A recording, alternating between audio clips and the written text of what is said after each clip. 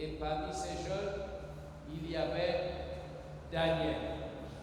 Il nous a dit que c'était des jeunes garçons sans défaut corporel, beaux de figure, doués de sagesse, d'intelligence, d'instruction, capables de servir dans le palais du roi, et à qui l'on enseignait les lettres et la langue des Chaldéens.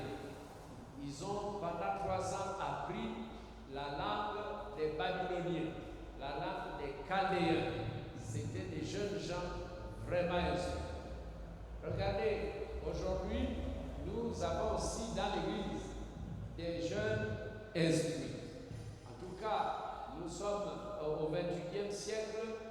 Vraiment, c'est le siècle de la science, de la haute technologie.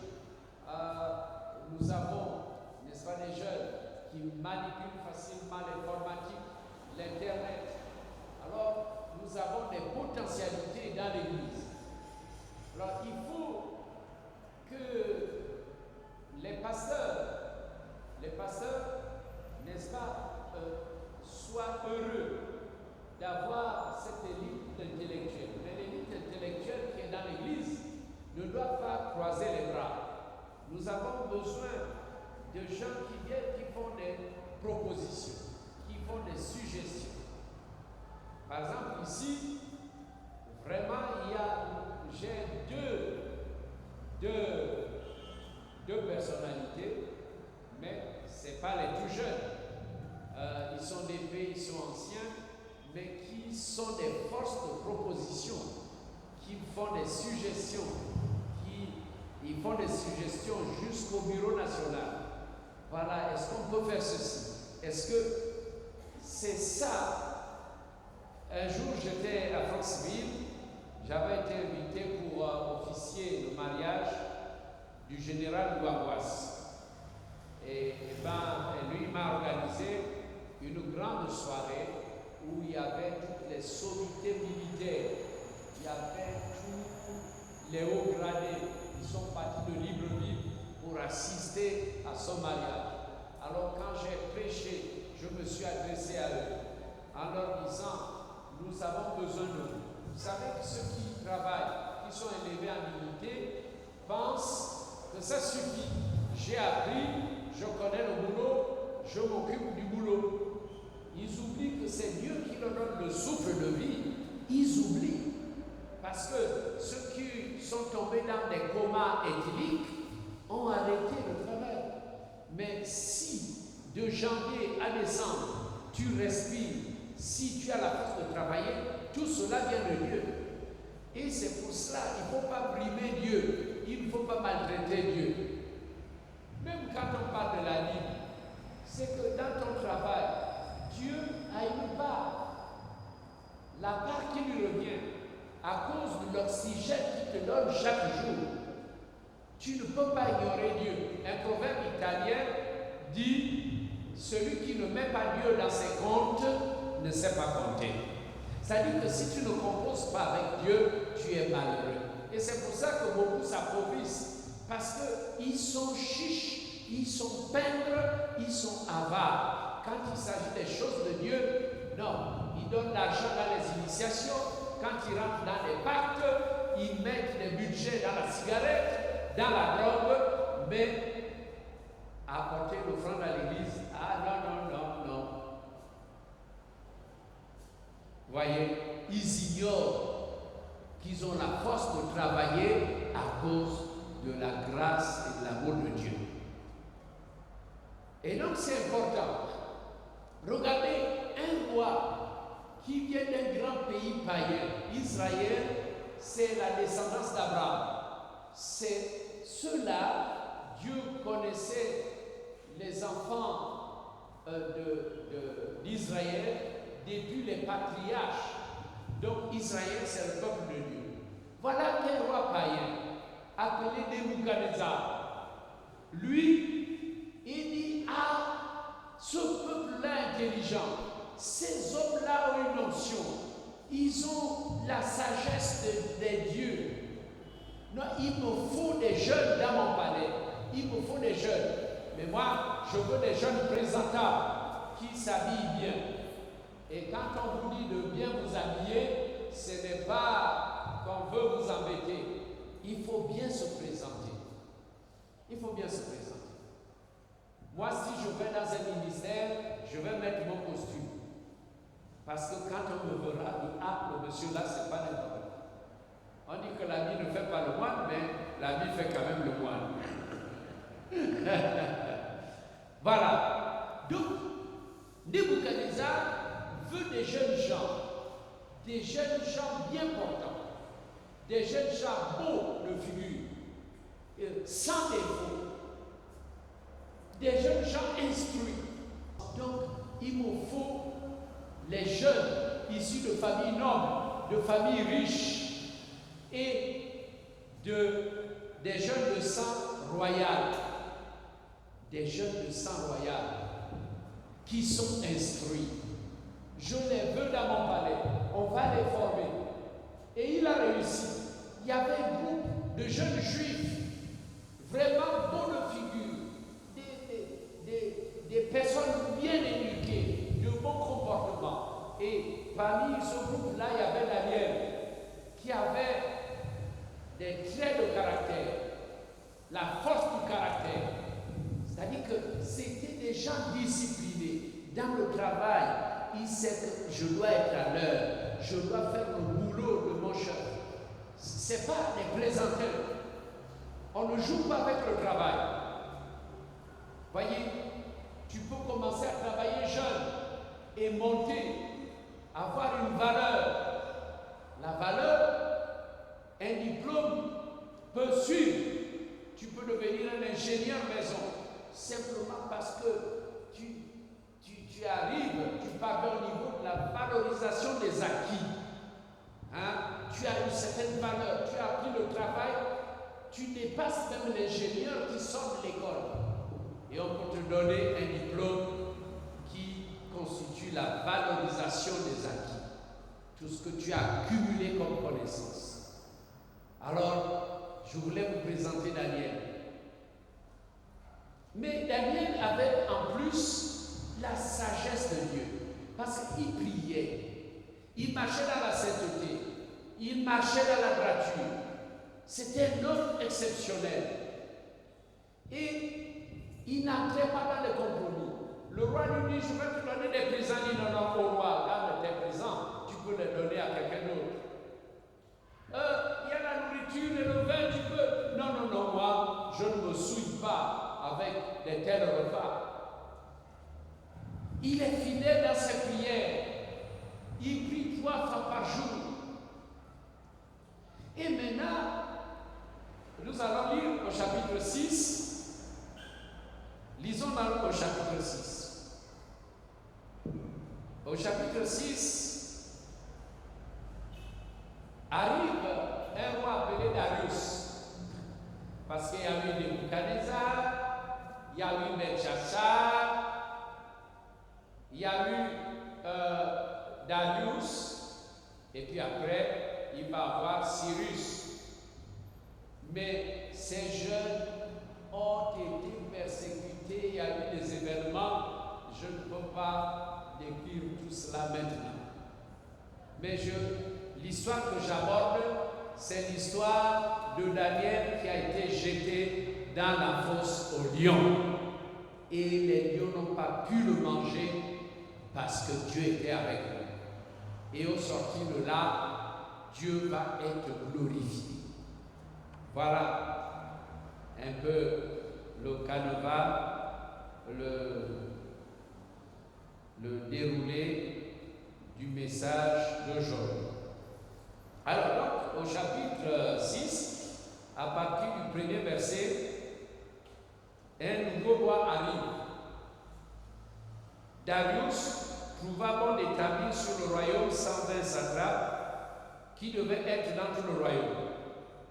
Donc quand Darius arrive, il met en place une organisation, il met 120 responsables de haut niveau et il met à leur tête, verset 2, il mit à leur tête 3 chefs au nombre desquels était Daniel, afin que ces satrapes leur puisse et que le roi ne souffrit aucun dommage.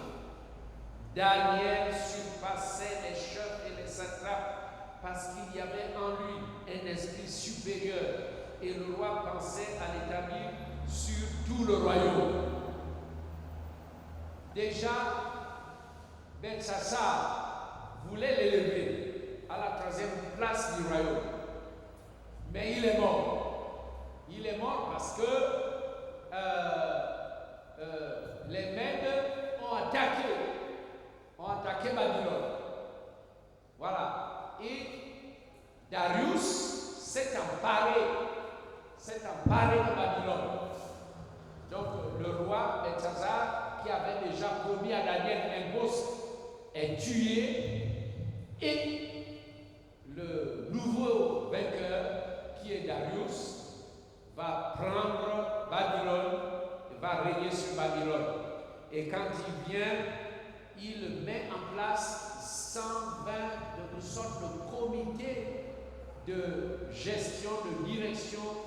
Donc il met un directoire de 120 hommes hyper intelligents, et parmi ces hommes il y avait Daniel. Mais Daniel surpassait en intelligence, il était au-dessus de tous les magiciens, de tous les sages, de tous les satrapes. Il était au-dessus parce qu'il avait un esprit supérieur. Cet esprit supérieur, c'était l'esprit de Dieu.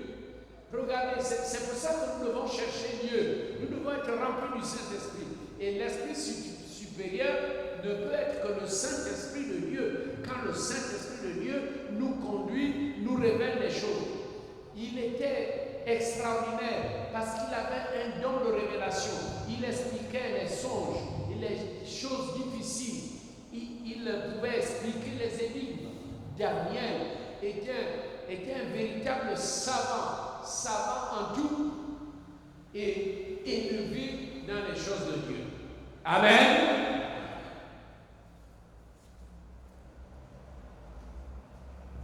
Et quand on est étranger, Daniel c'est un juif qui est élevé à Babylone, chez les Chaldéens, chez les idolâtres, chez ces gens-là qui avaient plusieurs lieux. Mais comment va-t-on élever cet étranger chez nous? Alors, ils font un complot. Ils sont jaloux de Daniel. Et tout se concert. Comment faire?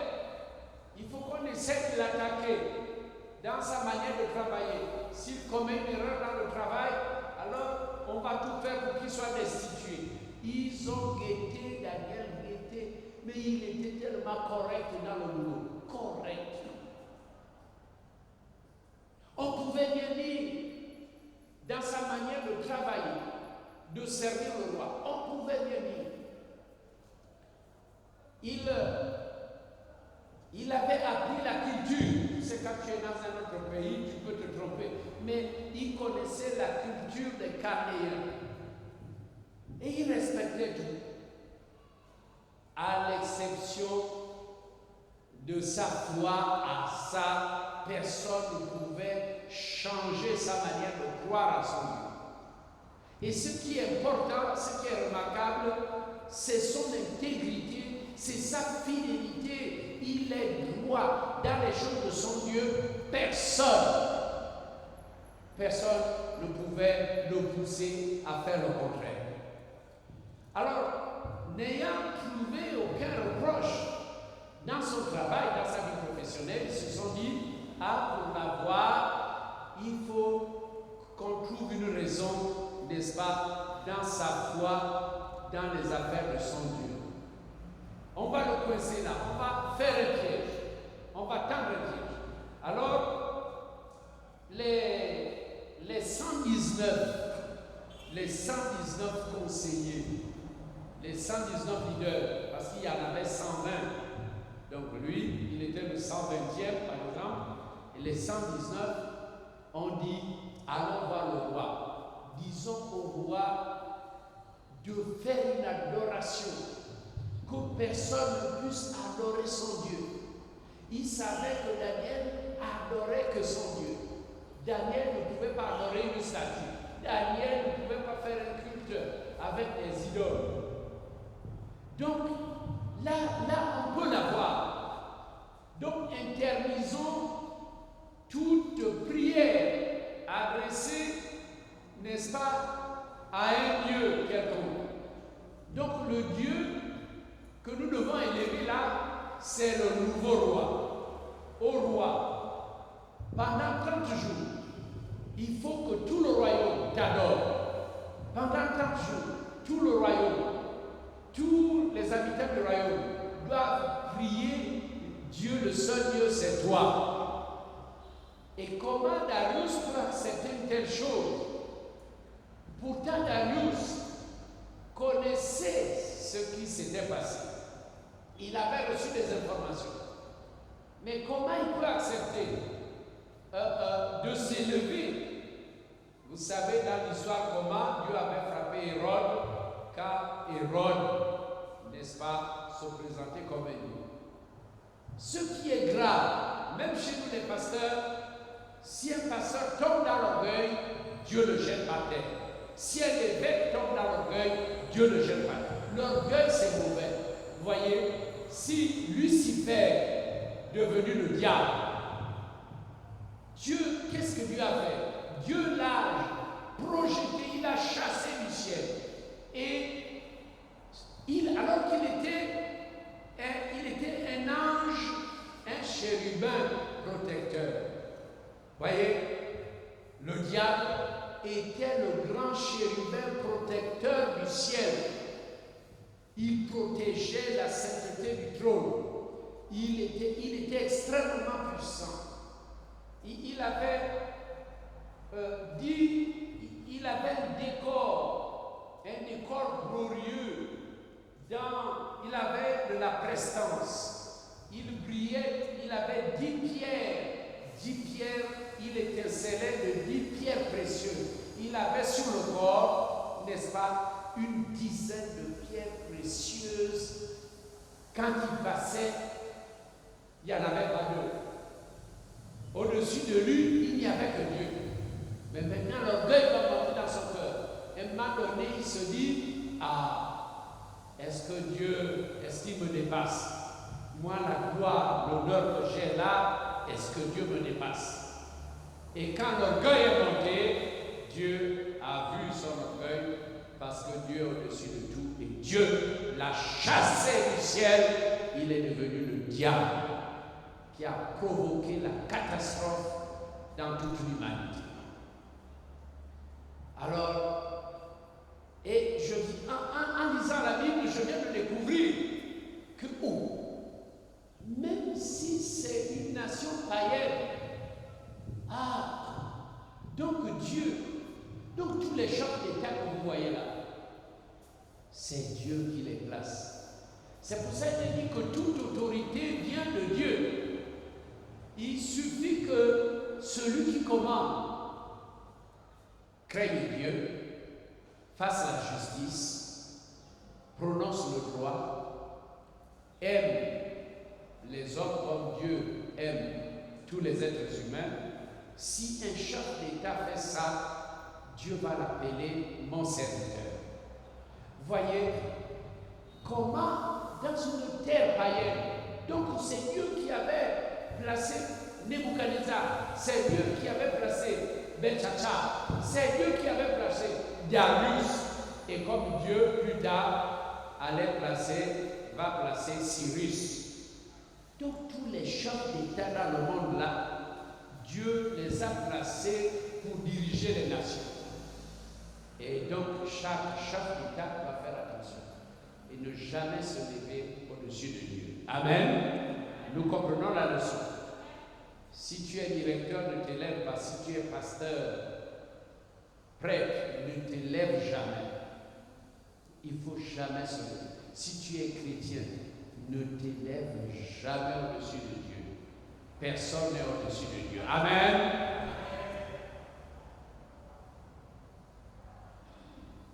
Alors, on va lire le complot.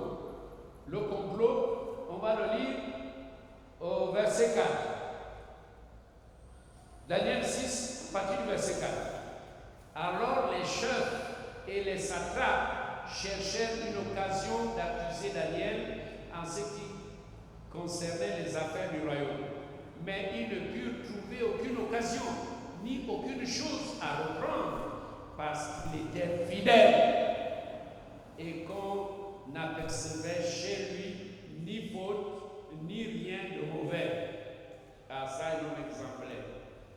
Et ce que ça veut dire, nous ne trouvons aucune occasion contre ce Daniel, à moins que nous n'en trouvions dans la loi de son Dieu. Allons fouiller dans ses prières, dans sa pratique religieuse, et là on va essayer de le coincer. Alors, ils ont donc fait ce complot. Tous les chefs du royaume, verset 7, tous les chefs du royaume, les intendants, les satrapes, les conseillers et les gouverneurs sont d'avis qu'il soit publié un édit royal. Voilà, ils disent au roi, nous sommes tous d'avis qu'il soit publié un édit royal avec une défense sévère, portant que quiconque dans l'espace de 30 jours adressera des prières à quelque Dieu ou à quelque homme, excepté à toi, au roi, sera jeté dans la fosse au lion. Nous tous, que Dieu est établi, nous sommes d'accord que pendant 30 jours, les seules prières qu'on va adresser, c'est de t'adorer, toi, roi Darius. Que les gens qui sont venus d'Israël n'adorent plus leur Dieu. Tous doivent t'adorer. Nous, dans le pays, nous allons tous t'adorer. Pendant 30 jours, toute prière va être adressée à toi, roi Darius.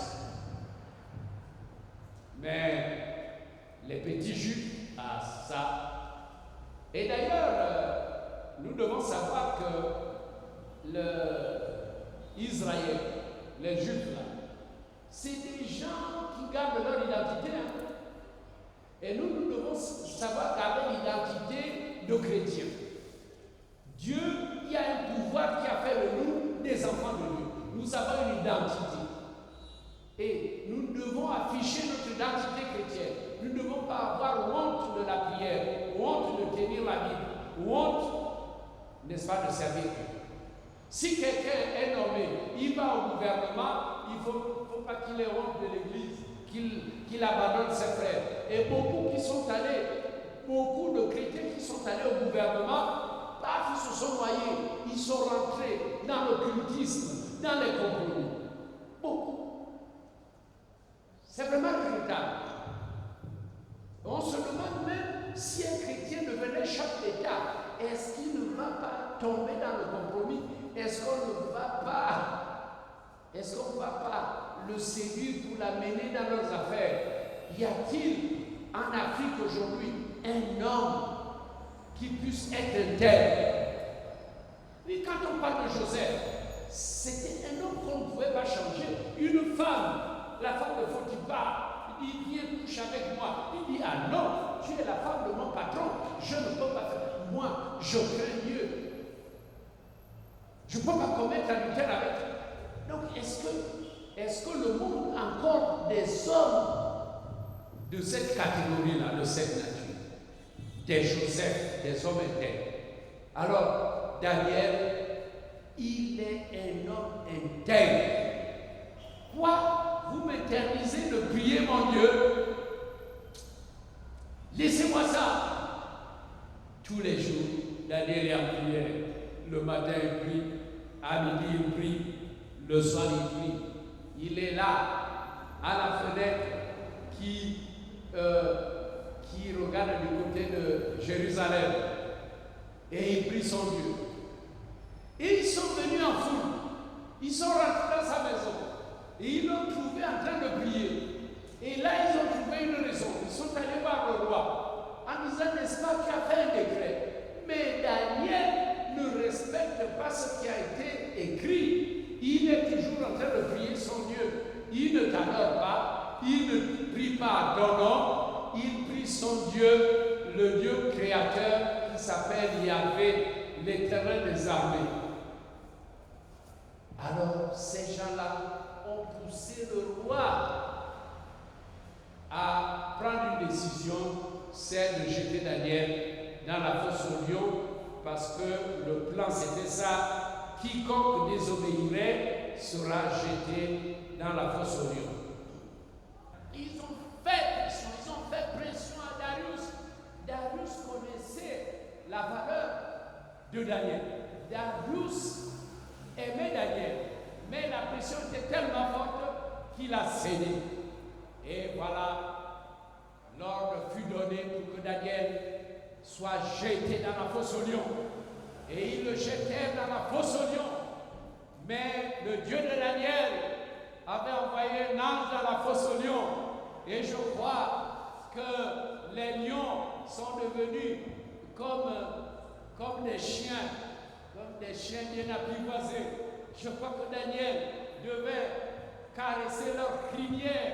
Daniel était là. Tous les lions venaient. Il y en a qui le léchaient. Oh, quelle amitié! Il fut gardé par la puissance de Dieu. Alléluia. Cette nuit-là, Darius n'a pas dormi. Il n'a pas dormi. Et la Bible dit qu'il n'a pas mangé. Il a jeûné et il n'a pas eu besoin de concubine auprès de lui. Il fut troublé toute la nuit. Au petit matin à l'aube, il est parti. Là, il y avait la fosse au lion. Il s'est mis à crier, Daniel, Daniel, est-ce que ton Dieu t'a gardé? Ce Dieu que tu adores, le Dieu à qui tu demandes ta fidélité, t'a-t-il gardé? Daniel a entendu la voix du roi et il dit, oui, roi, vis éternellement. Oui, le Seigneur m'a gardé. Je suis saint et sauf. Alléluia. Je veux terminer par la gloire de Dieu.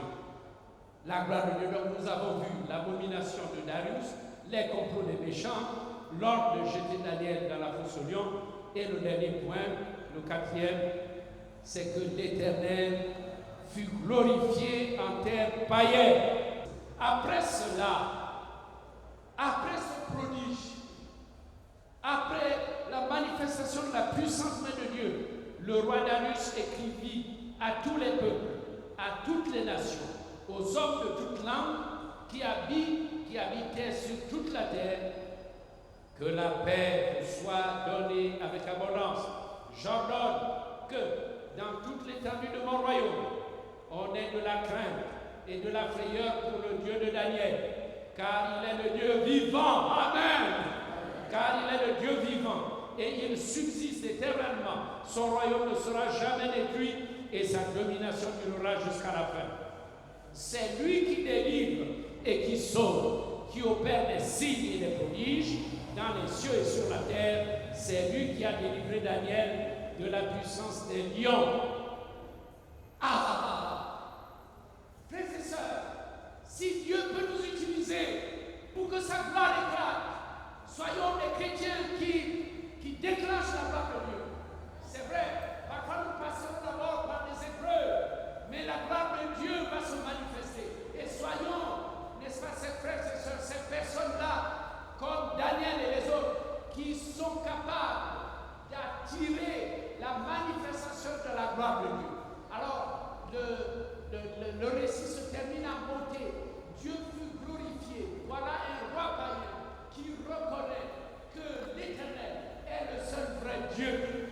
C'est le Dieu des cieux, le Dieu véritable. Alors il reconnaît et il dit, car il est le Dieu vivant. Et moi j'aime entendre ça. Il est le Dieu vivant. Notre Dieu est le Dieu vivant. Le Dieu, n'est-ce pas, qui a créé le Gabon est le Dieu vivant. Amen. Nous, pentecôtistes des assemblées de Dieu, nous savons que l'Éternel est le Dieu vivant. J'aimerais proclamer partout, dans les quartiers, dans les arrondissements, dans tout le pays, que Dieu est vivant. Tout comme j'élève le nom de Jésus et je dis qu'il est le Seigneur des Seigneurs.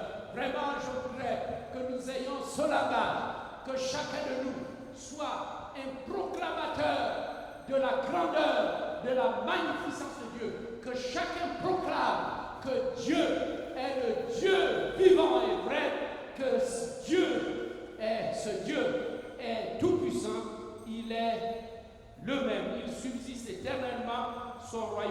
sera jamais détruit et sa domination durera jusqu'à la fin. C'est lui qui délivre. Alors Darius ajoute ceci, il dit c'est lui qui délivre, qui sauve, comme il a délivré Daniel. Oui, ce Dieu délivre. Ah, il a délivré Daniel, il a sauvé Daniel.